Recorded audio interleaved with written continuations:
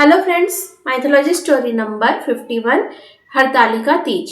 तो पिछली स्टोरी में हमने देखा था कि देवी पार्वती 16 वर्ष की हो चुकी थी। अब जब पार्वती छोटी थी ना, तो हमेशा वो अपने माता पिता से कहती रहती थी कि वो बड़ी होकर भगवान शिव से शादी करेगी। लेकिन उस समय उसकी बातों को बचपना समझकर उसके माता पिता इग्नोर कर देते थे। अब वह 16 वर्ष की हो चुकी थी, तो अब पार्वती के माता पिता ने सोचा कि उन्हें अब अपनी बेटी का विवाह करवा देना चाहिए। इस टॉपिक पे जब उन्होंने पार्वती से बात किया, तो पार्वती ने कहा कि वो भगवान शिव से शादी करना चाहती है। अब ये थोड़ा सीरियस मैटर हो गया था, क्योंकि अब पार्वती कोई छोटी बच्ची तो थी नहीं। तो उनके माता पिता ने उन्हें समझाने लग गए। सबसे पहले तो उनकी माँ ने उन्हें समझाया कि सबसे पहली बात तो यह है कि कोई जानता ही नहीं है कि शिव है कहाँ, उनका अभी वो कहाँ रहते, कोई भी नहीं जानता। तो तुम विवाह करने के लिए उन्हें ढूंढोगी कैसे। और दूसरी बात यह है कि जो पार्वती है वो इतने बड़े राजमहल में अच्छी सुख सुविधाओं में रही है, वो एक राजकुमारी है, राजा की बेटी है, और सारी फैसिलिटीज़ उन्हें मिली है।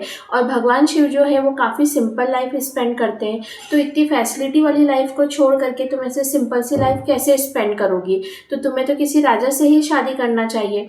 और पार्वती के पिता हिमालय ने उन्हें समझाया कि जो शिव है वो अपनी पत्नी सती से बहुत प्रेम करते हैं, और वो अपनी पत्नी सती का स्थान कभी भी किसी भी दूसरी स्त्री को नहीं देंगे।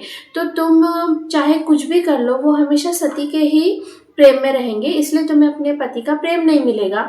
इसलिए भगवान शिव से विवाह करने का इच्छा मत करो। पर पार्वती जो है वो तो मान ही नहीं रही थी। तब उन दोनों माता पिता ने डिस्कस किया अकेले में। उन्होंने सोचा कि हम एक विष्णु यज्ञ करते हैं, और उस विष्णु यज्ञ में जो पार्वती के लिए योग्य कैंडिडेट है, मतलब उनकी जान पहचान में जो राजकुमार है जिनके साथ वो पार्वती का विवाह करने की सोच सकते हैं, उन सबको अपन इनवाइट करेंगे। तो उन सब से मिलकर हो सकता है कि पार्वती का जो है जो डिसीजन है वो चेंज हो जाए। अब ये बात पार्वती ने सुन ली। अब हुआ ये कि पार्वती अपना पिछला जन्म तो पूरा भूल चुकी थी, लेकिन उनके सबकॉन्शियस माइंड में ये बात कहीं ना कहीं थी कि पिछले जब सती के जन्म था तब फिर से विष्णु यज्ञ किया गया था, जहाँ पर इतना मतलब मैसअप हुआ था, सती ने अपने प्राण त्याग दिए थे। तो वो सब उनके सबकॉन्शियस माइंड में तो जिंदा था। तो वो ना इस वजह से बहुत ज़्यादा, वो बोलते हैं ना, डिस्टर्ब हो गई मेंटली। और जब मेंटली वो डिस्टर्ब हुई तो सीधे वो अपनी जो बेस्ट फ्रेंड्स थी जया और विजया, उनके पास पहुंची। तो ये जया और विजया जो थी ना, वो मतलब पास पास में ही रहती थी। तो वो उनके पास पहुंची और उनसे अपने मन की सारी बातें कहने लगी। तब जया और विजया ने पार्वती को शांत किया और कहा कि तुम टेंशन मत लो, हम दोनों इस हिमालय में ऐसी जगह जानते हैं कि अगर हम वहाँ चले गए तो हमें वहाँ पे कोई भी ढूंढ नहीं पाएगा। वहाँ पर गुफा है, पानी है, फल फ्रूट है, सब कुछ अपना मतलब अपनी सर्वाइविंग के लिए बेस्ट प्लेस है। और हम वहाँ पे जाके छुप जाते हैं, और वहाँ पे तुम शिव आराधना करना, शिव को प्रसन्न करना, और जब तक शिव जो है प्रकट होकर तुमसे विवाह करने का प्रॉमिस नहीं करे तब तक अपन वहीं छुपे रहेंगे। और अगर तुम मिलोगी नहीं तो कोई भी विष्णु यज्ञ वगैरह होगा नहीं। तो ये प्लानिंग उनको सही लगी। और तब जया और विजया ने सामान पैक किया, क्योंकि पार्वती तो जो पहना हुआ था उसी में उनके पास पहुंच चुकी थी।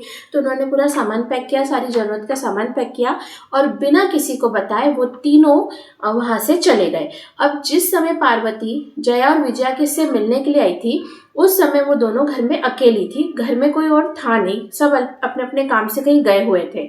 तो इस तरह बिना किसी को खबर पता चले वो तीनों वहाँ से जा चुकी थी।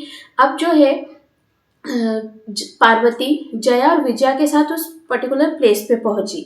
तो वहाँ पर एक गुफा थी और पास ही नदी थी, और काफ़ी कुछ उनके सर्वाइविंग के लिए सब कुछ फैसिलिटीज़ थी। तो सबसे पहले उन तीनों ने वहाँ नदी में अच्छे से स्नान किया। फिर अपने साथ जो अच्छे कपड़े लाए थे तो कपड़े अच्छे से मतलब साफ़ सुथरे कपड़े पहने, पूरा श्रृंगार किया, जेवर पहने और अच्छे से रेडी हुए। फिर पार्वती ने क्या किया कि जो नदी थी, नदी में जो बालू रेत होती उसको लेकर के उन्होंने एक शिवलिंग बनाया। फिर उस शिवलिंग की उन्होंने पूजा का जब सामान लाए थे विधिवत पूजा की, और जंगल में जो मतलब फूल थे, पत्ते थे, वो सब तोड़ के लाए, भगवान शिव पे चढ़ाया। और उन्होंने बिल्कुल निर्जल व्रत रखा पानी भी नहीं पिया, खाना भी नहीं खाया, कुछ नहीं किया, निर्जल व्रत रख के भगवान शिव की पूजा करती रही और इस तरह वो वहाँ पे शिव को प्रसन्न करने में लगी थी। और यहाँ क्या हुआ कि जब महल में पार्वती नहीं दिखी तो सब टेंशन में आ गए, क्योंकि जैसा मैंने कहा कि अभी पृथ्वी पे राक्षस भी थे, तो उनके माता पिता को चिंता होने लगी कि एक तो वो राजा थे, तो राजा के वैसे ही बहुत सारे शत्रु रहते, ऊपर से मतलब पृथ्वी पे राक्षस भी है, तो कहीं ऐसा तो नहीं कि पार्वती को किसी ने किडनैप कर लिया हो या कोई राक्षस ले गया हो। तो वो सब बहुत टेंशन में आ गए और सबसे पहले वो उनके फ्रेंड्स जो जितनी भी थी वहाँ जाके पूछा, तो उन्हें पता चला कि जया और विजया भी गायब है, उनके माँ बाप भी उनको ढूंढ रहे हैं। तो वो समझ गए कि ये तीनों लड़कियां एक साथ गई हैं। अब क्या हुआ कि हिमालय ने बोला कि चारों दिशाओं में सब दूर जाओ और सब तीनों को ढूंढो, कोई ना कोई तो मिल ही जाएगा। और ऐसा करते हुए हिमालय भी एक तरफ जाकर के उनको ढूंढ रहे थे। तो अब ऐसे समय में भगवान विष्णु ने पार्वती की हेल्प करने के लिए उनके लाइफ में इंटरफेयर किया और जो भगवान विष्णु थे वो सीधे हिमालय के सामने प्रकट हुए। अब हिमालय ने विष्णु भगवान को देख के बहुत प्रसन्न हुए, उनको प्रणाम किया। तो विष्णु भगवान ने सबसे पहले तो हिमालय को पार्वती का पता बताया कि वो फिलहाल यहाँ पर है, आप उनसे वहाँ जाके मिल सकते हैं। और उन्होंने हिमालय को पार्वती के पिछले जन्म के बारे में डिटेल में बताया कि पार्वती ही सती थी और सती ही देवी आदिशक्ति थी। तो आपके घर में देवी आदिशक्ति का जन्म हुआ है और उनका जन्म का कारण ही ये है कि वो भगवान शिव की पत्नी बने। तो आगे आपका डिसीजन है। तो जब ये बात हिमालय को पता चली तो हिमालय ने दक्ष की तरह कोई भी अहंकार नहीं दिखाया। उन्होंने बहुत ही विनम्रता से बोला कि अगर ऐसी बात है तो हम इस रिश्ते को बिल्कुल स्वीकार करते हैं और हमें बहुत खुशी होगी कि जब भगवान शिव हमारे दामाद बनेंगे। और उन्होंने भगवान विष्णु को ये पूरी सच्चाई बताने के लिए उनको थैंक यू कहा। उसके बाद हिमालय सीधे अपनी पत्नी मैनावती के पास गए और उन्हें पूरी बात बताई। जब मैनावती ने पूरी बात सुनी तो उन्होंने भी अपने पति की बातों का समर्थन किया और उन्होंने भी बोला कि ये हमारे लिए बहुत सौभाग्य की बात है कि जो देवी सती हमारे यहाँ जन्म लिया है और आज से हम भी शिव को अपना दामाद मानते हैं। और ये सब होने के बाद में जो हिमालय थे वो सीधे अपनी बेटी को लेने के लिए उस बताए हुए लोकेशन पे चले गए।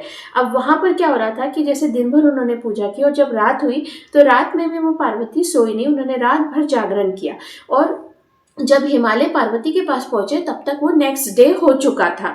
तो अगले दिन की सुबह सुबह जब वो पूजा कर ही रही थी उसी समय वहाँ पर हिमालय पहुंच गए और हिमालय ने अपनी बेटी से कहा कि तुम एकदम निश्चिंत होकर के घर चलो, मैं और तुम्हारी माँ, हम दोनों शिव को अपना दामाद एक्सेप्ट करते हैं और हम तुम्हें प्रॉमिस करते हैं कि तुम्हारा विवाह हम शिव से ज़रूर करवाएंगे। अब ये सुन करके देवी पार्वती बहुत प्रसन्न हो गई, क्योंकि उनको अपने माता पिता का सपोर्ट मिल चुका था जो पिछले जन्म में सती के रूप में उन्हें नहीं मिला था, लेकिन इस जन्म में उनके माता पिता उनके फैसले में उनके साथ थे। और ये जो उनको सपोर्ट मिला इसे वो शिव का आशीर्वाद समझ करके उन्होंने अपने व्रत का उद्यापन कर दिया। उन्होंने वो जो बालू का शिवलिंग था उसे जल में प्रवाहित कर दिया और फल फ्रूट खा करके अपना व्रत तोड़ा और खुशी खुशी अपने पिता के साथ अपने महल में आ गई। और वो समझ चुकी थी कि उनकी पूजा पाठ से शिव ने उन्हें एक्सेप्ट कर लिया है। अब जो है जब भविष्य में जब शिव और पार्वती की शादी हो जाती है तब भगवान शिव ने इस व्रत का नाम हरतालिका व्रत, तीज का व्रत रखा है, क्योंकि ये जो व्रत है वो भादो महीने में होता है और जो तीज मतलब जो थर्ड ऑफ भादो मंथ होता है ना, उसके जो तृतीया होती है, भादो मास की तृतीया पे ये वाला व्रत देवी पार्वती ने सबसे पहले किया था। तो इसलिए भगवान शिव ने इस व्रत का नाम हरतालिका तीज व्रत रखा है। और भगवान शिव ने आशीर्वाद दिया है कि जो भी कन्या हरतालिका तीज के व्रत को करेगी तो उसे अपना मनपसंद पति मिलेगा और जो शादीशुदा महिलाएं इस व्रत को करेगी उन्हें एक हैप्पी मैरिड लाइफ मिलेगी। तो उस दिन के बाद से ये हरतालिका तीज व्रत रखना शुरू हुआ है, जो आज तक सभी महिलाएं बहुत ही श्रद्धा से रखती हैं। और ये जो है भगवान देवी पार्वती ने सबसे पहले इस तीज व्रत को रखा था। तो मिलते हैं, आज का वीडियो हम यही एंड करते हैं, मिलते हैं नेक्स्ट वीडियो में। Okay bye.